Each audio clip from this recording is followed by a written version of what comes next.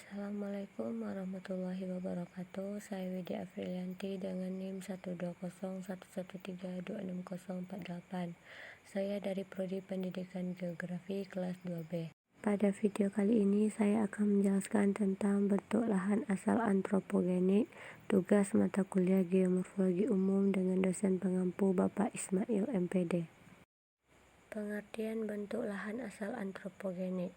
Antropogenik merupakan proses atau akibat yang berkaitan dengan aktivitas manusia, sehingga bentuk lahan antropogenik dapat disebut sebagai bentuk lahan yang terjadi akibat aktivitas manusia.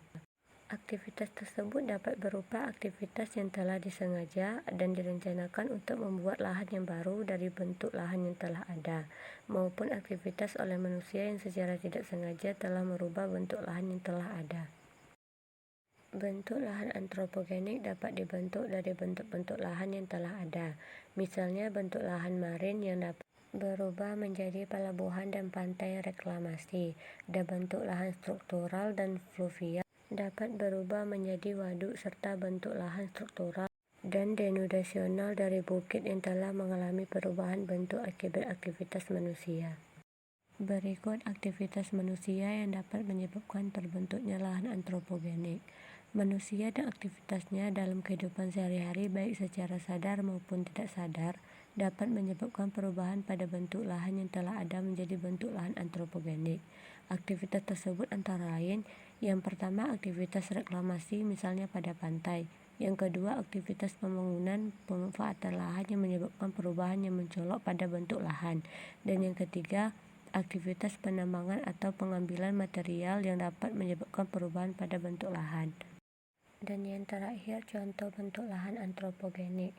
Yang pertama, reklamasi, yaitu upaya meningkatkan sumber daya alam lahan dari aspek ekonomi, sosial, dan lingkungan dengan cara pengurungan atau dengan pengeringan lahan. Yang kedua, waduk, kolam besar tempat menyimpan air sediaan untuk berbagai kebutuhan. Waduk dibangun dengan cara membuat bendungan yang lalu dialiri air sampai waduk tersebut penuh. Yang ketiga, pelabuhan.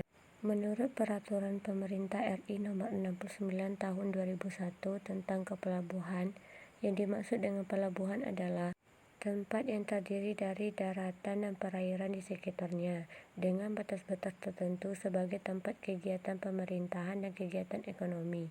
Dipergunakan sebagai tempat kapal bersandar, berlabuh, naik turun penumpang, atau bongkar muat barang yang dilengkapi dengan fasilitas keselamatan pelayaran dan kegiatan menunjang pelabuhan, serta sebagai tempat perpindahan intra dan antar moda transportasi. Dan yang keempat, penambangan pasir. Penambangan pasir termasuk ke dalam lahan antropogenik karena aktivitas tersebut merubah bentuk lahan yang berbukit. Selain itu, penambangan pasir juga dapat mengakibatkan erosi dan sedimentasi serta menurunkan keanekaragaman flora dan fauna.